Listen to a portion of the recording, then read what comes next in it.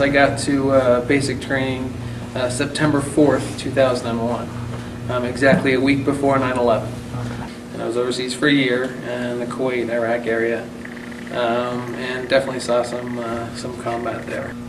So it was definitely a range of emotions. I just started dating a girl like 3 weeks before that, and I was like, hey, this probably isn't going to work out so well. But I mean, you just especially being in the reserves, your life gets put on hold for a year. And when we first got in country, nothing was paved. I mean, it was all dirt road, and you'd take a left at the third cactus. I mean, there weren't cactus, but you take a left at the third tree, and I mean that's how bad it was. We were in, I think, southern Iraq, going northern Iraq, and there was a bunch of people walking, and within the span of 5 or 6 people, there was two guys wearing their white get-ups, and they were doing this, like thank you, and not more than 3 or 4 people later, there was a lady in a purple purple dress giving us the finger, and that kind of summed it up for me. Well, that I didn't join. I was drafted. My serial numbers, it started with U.S. and all the draftees were their serial number U.S. The guys that joined were RAs for regular Army, and that's how it all started. Got drafted. Cool. Why did you pick the branch you were joined? Oh, I didn't. It picked me. Okay. That was part of being drafted. There was a couple kids. They put their names in a hat when we got to Phoenix, and they were drafted into the Marines.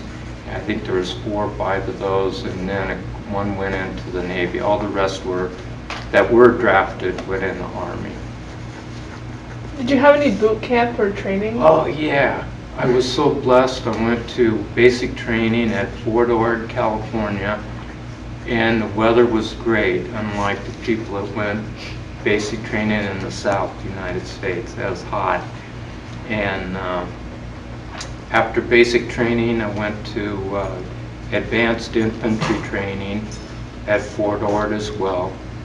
And that was that. That was the end of his 30 days leave and off to Vietnam. How did you get through your training? Was it difficult? Oh, yeah. It was there was a lot of weight difference in the kids. Some were heavier, some were skinny. I weighed 130 pounds when I went into basic training. When I left AIT 3 months later, I weighed 175 pounds. And yeah, where a lot of guys couldn't do chin-ups or do the monkey bars, you got real good at it.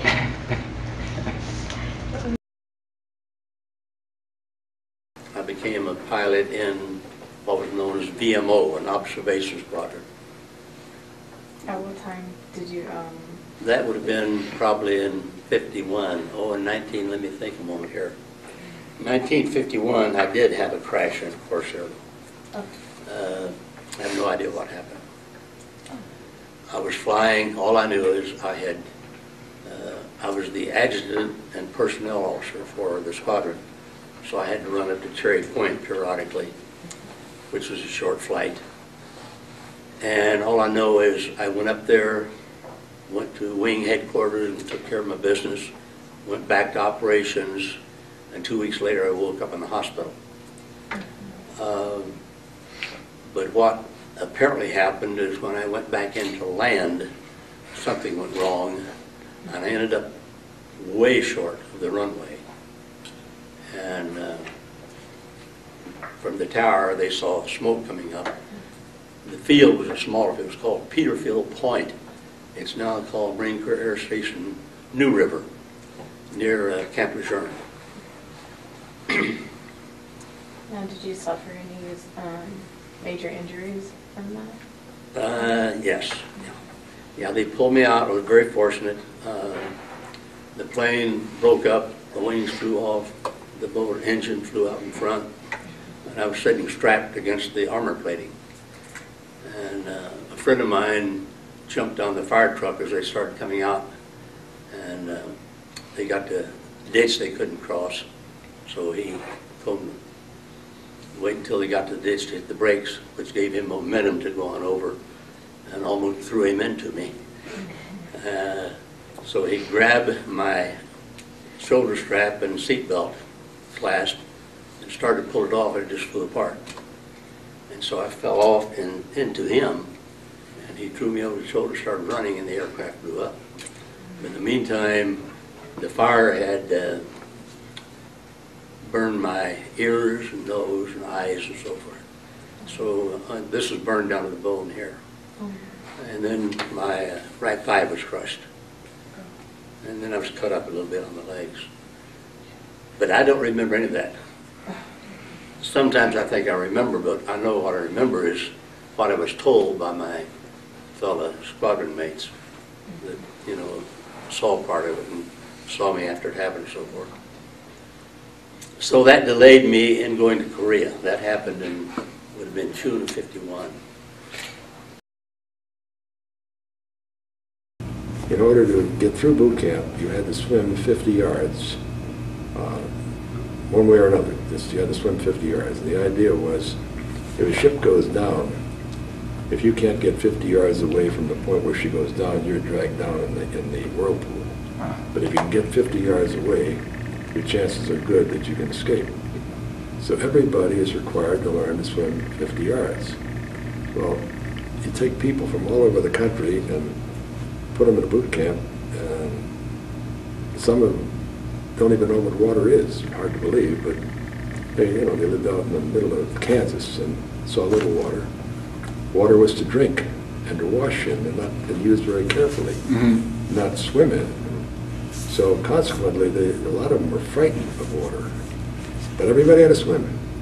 So the boots like myself, who were trained swimmers, would go with each one of them. There'd be, as they come in the short end of the shallow end of the pool, down to the corner and then across the deep end, one of us would be assigned to that particular boot, and you'd have to encourage him, and when he went down and was drowning, you had to pull him out. Well, initially I would pull him out pretty quick, and then I caught hell for that. The point was, you don't do that, otherwise the lesson isn't learned. So eventually you let him go down the third time, and when he was on the bottom, then you went down and got him and brought him up. And eventually most learned to swim. They could most make that 50 yards. Some of them who couldn't, toward the end of the time, and pretty soon we're hopefully going to go home, but they're not going home. So many a time I swam under one of them, holding him up, and swam to 50 yards underwater, holding him up. Hopefully he never drowned later. Boot camp for me was really miserable. I managed to aggravate my drill sergeant the very first day, and he stayed aggravated and upset with me for the next 8 weeks. What did you do to aggravate him? He sent me on a detail at lunchtime the first day. And so when I got back, the mess hall, or the dining facility they call them now, was just about empty. I ran in, that was when they had an Army-wide menu, so every Sunday, and it was on a Sunday, you had fried chicken, mashed potatoes, green beans, and a scoop of vanilla ice cream, which of course got served first on your hot metal tray.